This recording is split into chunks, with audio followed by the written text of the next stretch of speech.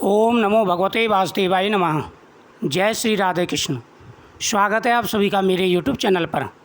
आज मैं आपको भादो मास की कथा सुना रहा हूँ, जिसमें राधा रानी जी के नाम की महिमा की कथा है।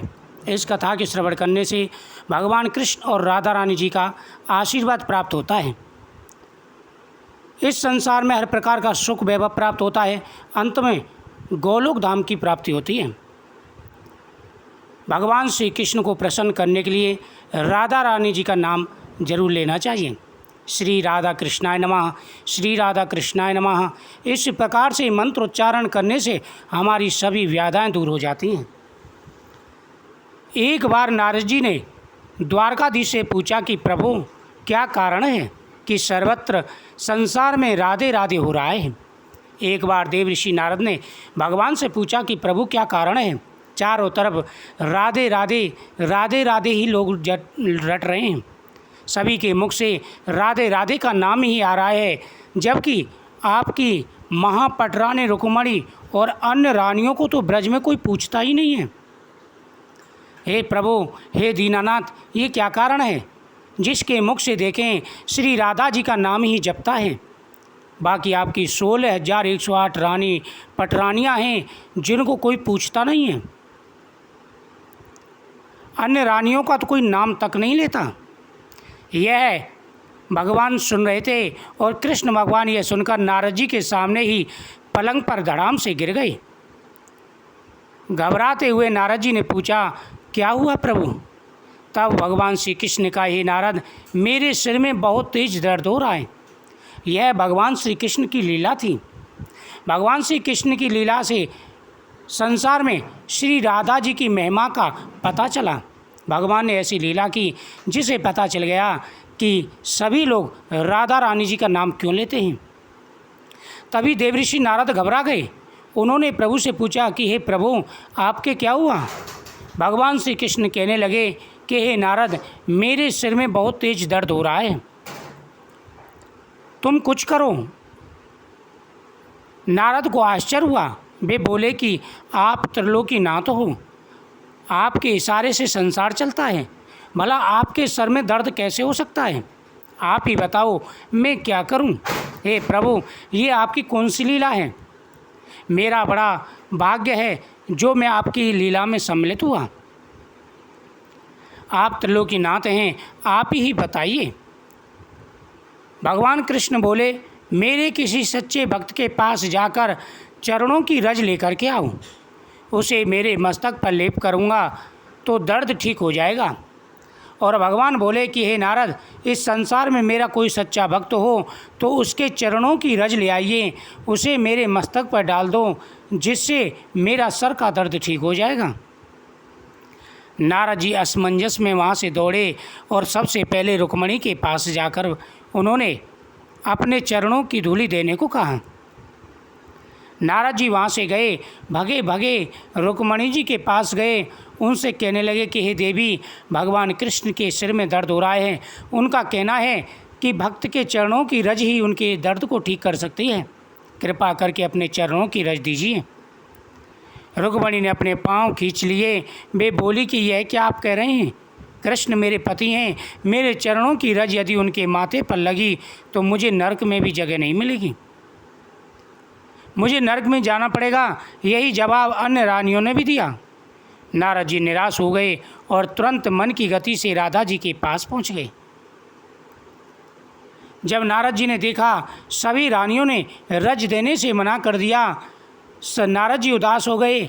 उदास होकर के सभी रानियों के साथ में भगवान कृष्ण के पास गए और बोले कि प्रभु, कोई भी भक्त अपनी चरणों की रज देने के लिए तैयार नहीं है, वह नरक के भय से डर रहे हैं।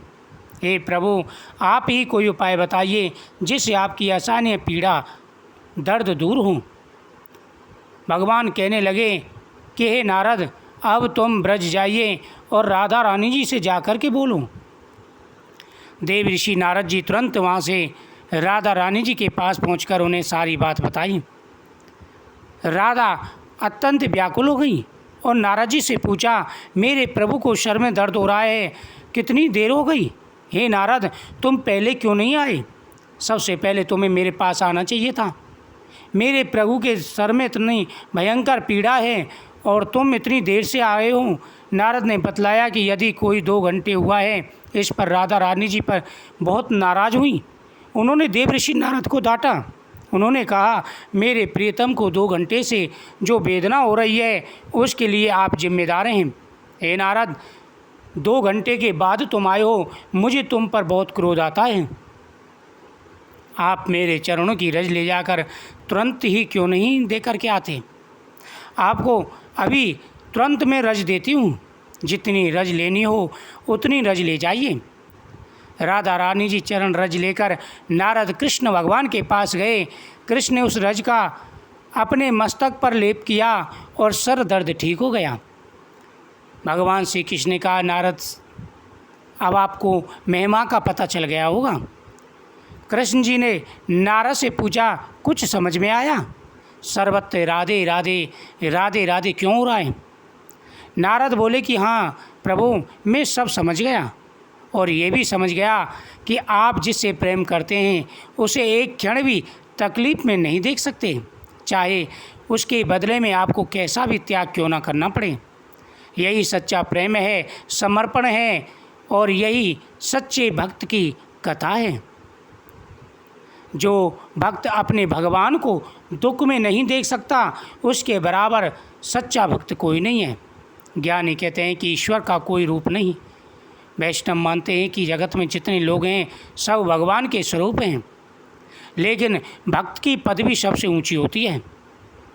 भक्त सच्चे मन से भगवान की आराधना करते हैं, वह कभी भी अपने भगवान को तकलीफ़ में नहीं देख सकते। उसी प्रकार से भगवान भी अपने भक्तों को तकलीफ़ में नहीं देख सकते।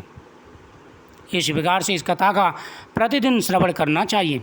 और स्वयं भगवान श्री कृष्ण ने कहा है कि जो व्यक्ति मुझे प्रसन्न करना चाहते हैं, जो भक्त मेरी आराधना करते हैं, मेरे नाम से पहले उनको राधा नाम लेना होगा।